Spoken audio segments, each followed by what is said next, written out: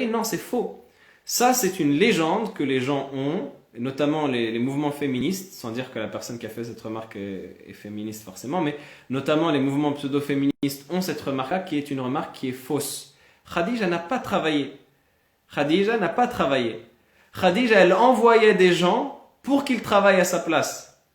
Et c'est la raison pour laquelle c'est même la manière avec laquelle elle a fait connaissance avec le prophète sallallahu alayhi wa sallam.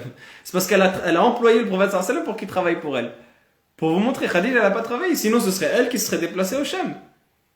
Khadija n'a pas travaillé. C'est faux. Ça, c'est une légende urbaine qui, malheureusement, a la vie dure.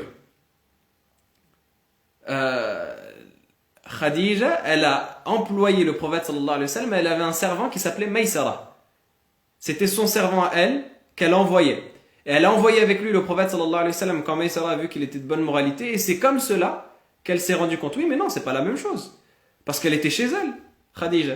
Elle était chez elle. Et d'ailleurs, elle avait des enfants. Avant même d'avoir rencontré le prophète sallallahu alayhi wa sallam. Elle avait des enfants.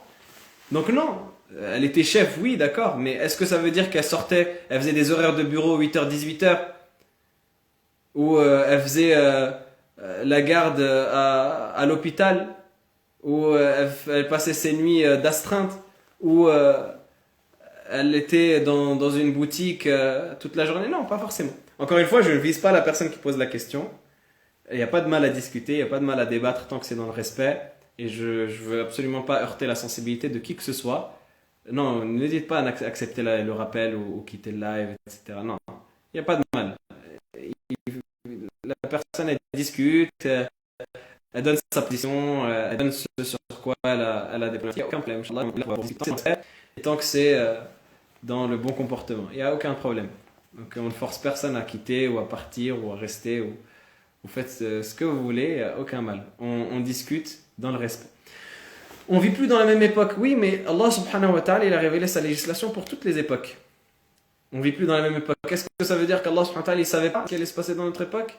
Et que le prophète sallallahu alayhi wa sallam, il savait pas? Et quand Allah subhanahu wa ta'ala nous dit que le prophète sallallahu alayhi wa sallam, c'est le meilleur des modèles, ça veut dire que c'est un modèle juste, c'est un modèle périssable. De l'an 1440, de l'an, pardon, 622 à l'an 1000. Et après l'an 1000, bah non, en fait, il y a un autre modèle. Non. Allah subhanahu wa ta'ala, il sait très bien les époques dans lesquelles on va passer. Et il y aura des époques qui seront peut-être encore pires que celles dans lesquelles on est. Et dans lesquelles il y aura un système encore différent de celui dans lequel on est. Mais est-ce que ça justifie d'abandonner les rôles qu'Allah subhanahu wa ta'ala a précisés? Non. Ça ne justifie pas ça.